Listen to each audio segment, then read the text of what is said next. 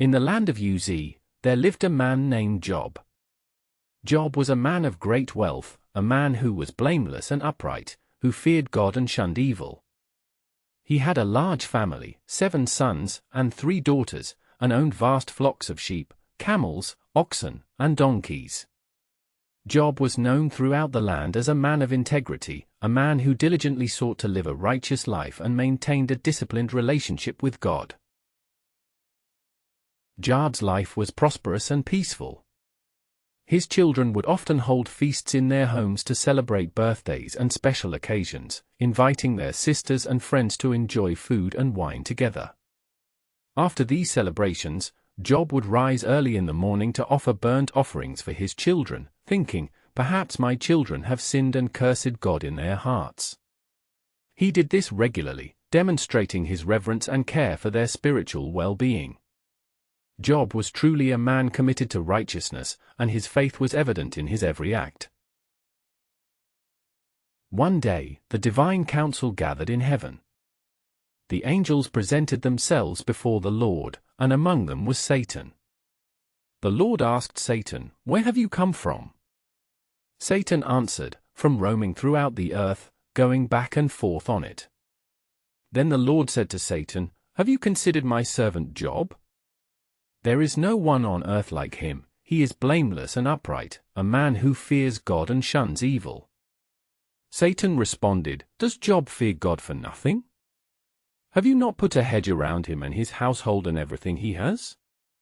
You have blessed the work of his hands, and his possessions have increased in the land." Satan challenged God's assessment, claiming that Job's faithfulness was only because of the blessings he received. He argued that if Job's possessions and family were taken away, Job would surely curse God to his face. The Lord permitted Satan to test Job, but with one strict condition: "You may afflict all that he has, but do not lay a hand on his person." So Satan departed from the presence of the Lord. In an instant, Job's world was shattered. Messengers arrived one after another, each bearing devastating news.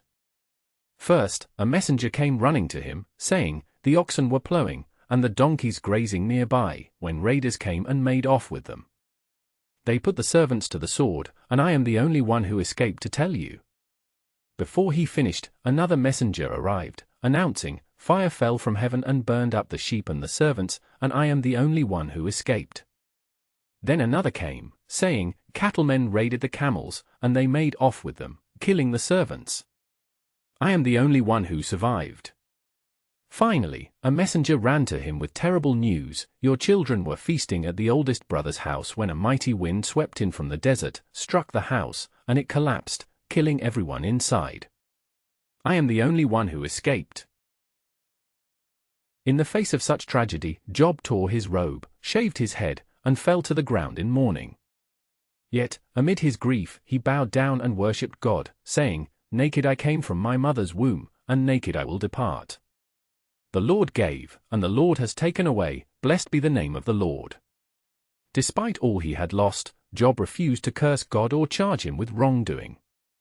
His faith remained unshaken, and he continued to trust in God's sovereignty. Satan, observing Job's steadfastness, challenged again. He argued that Job's faithfulness was only because he had been spared physical suffering. So, the Lord allowed Satan to afflict Job with painful sores from the soles of his feet to the crown of his head. Job sat in ashes, using a broken piece of pottery to scrape his sores, seeking relief from his torment. His wife, seeing his condition, was overwhelmed by despair. She told him, "Are you still maintaining your integrity? Curse God and die." But Job responded with wisdom and patience, saying, "You are talking like a foolish woman. Shall we accept good from God, and not trouble?" In all this, Job did not sin with his lips. 3 friends, Eliphaz, Bildad, and Zophar, came to comfort Job. They sat with him in silence for 7 days and nights, seeing the depth of his suffering. But when Job finally spoke, pouring out his pain and confusion, a profound dialogue about suffering, divine justice, and faith unfolded. Job lamented his innocence, questioning why he was enduring such pain when he had never committed wrong. His friends accused him of hidden sins, insisting that his suffering must be punishment for some wrongdoing. Eliphaz said, "Consider now, who, that was innocent, has ever perished? Where were the upright ever destroyed?" Bildad added, "If your children have sinned against him, he has delivered them into the hand of their transgressions." Zophar accused Job of speaking wickedly and urged him to repent and seek God's mercy. Job defended himself, insisting he was innocent and that his suffering was undeserved. He longed to understand God's reasons, asking, "Why do the wicked live on, growing old and increasing in power? Why do the innocent suffer?"